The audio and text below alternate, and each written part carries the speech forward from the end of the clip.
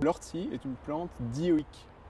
C'est-à-dire qu'un pied avec que des fleurs mâles, un pied avec que des fleurs femelles. Moi, le moyen technique que je me suis créé à l'époque, c'est que les femelles sont plus dans les rondeurs. C'est plutôt, voilà, c'est arrondi, ça tombe comme ça. Puis c'est plus fin. C'est plus fin, alors que là, c'est un peu plus gros et c'est dressé vers l'infini et l'au-delà. À ne pas confondre avec le lamier blanc. Le lamier blanc qui fait des fleurs blanches en gueule de loup, là, bilabiées, que certains appellent ortie femelle ou ortie blanche. Mais le lamier blanc, c'est pas une ortie, c'est un lamier. Ortie mâle ou ortie femelle? Ah ben on sait pas. Il n'y a pas de fleurs, on sait pas. Là, pour cette ortie, on n'a que des étamines, c'est-à-dire des organes mâles.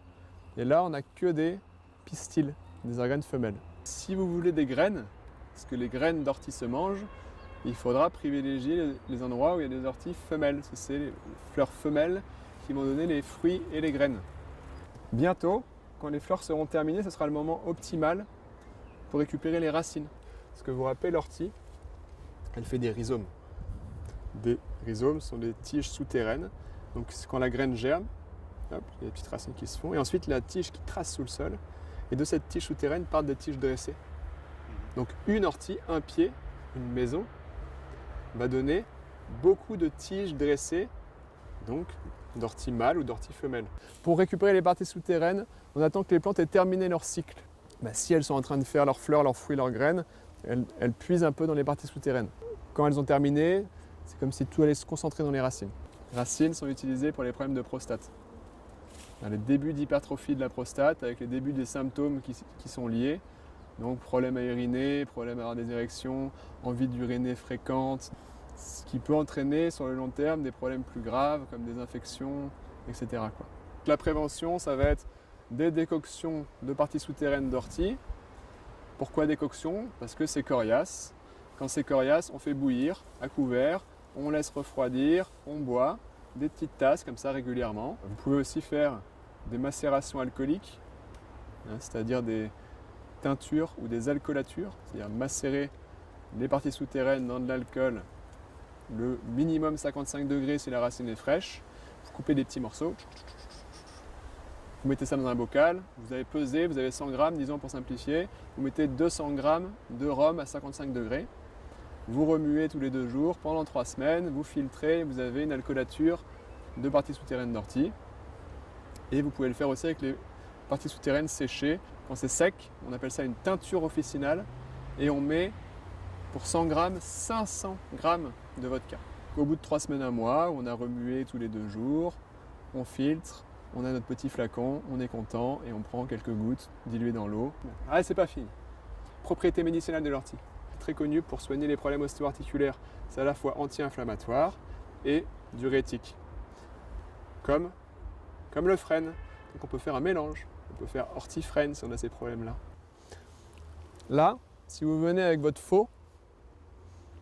faucher ce parterre d'ortie, sachez que dans 3 semaines, il y aura des jeunes pousses qui se rapprocheront du goût des jeunes pousses printanières. C'est un peu moins bon, les repousses après fauche, mais c'est quand même meilleur à mon goût que là. L'avantage des plantes vivaces comme l'ortie, c'est que tu peux faucher, ça repousse. Plusieurs fois même. Mais pour les propriétés médicinales de l'ortie, on utilise les jeunes feuilles printanières. Et c'est là que les propriétés médicinales sont optimales. L'ortie, c'est une plante très fibreuse, qui a des fibres très dures, qui permettent de faire de la ficelle par exemple, voire même des vêtements. Parce qu'il faut savoir que l'ortie, en plus d'être très bonne pour le sol, d'enrichir le sol, elle abrite des insectes, elle abrite des petits animaux. D'ailleurs, quand vous cueillez de l'ortie, faites bien attention avant de la mettre dans le sac, de la secouer un peu, de regarder si elle n'est pas recouverte d'insectes. Ce que vous pouvez même faire, c'est cueillir de l'ortie et ensuite poser votre cueillette, vos feuilles sur une table, quelque part. Vous attendez une demi-heure, 1 heure, vous allez voir, il y a plein d'insectes qui vont partir. Et puis quand ils seront tous partis, vous les récupérez. Qui a déjà mangé de l'ortie crue? Déjà on prend par en dessous, en prenant par en dessous on se pique moins parce que les poils ont tendance à être dirigés vers le haut. Je prends les têtes quand il n'y a pas de fleurs parce que quand il y a les fleurs je trouve que le goût est encore moins sympa.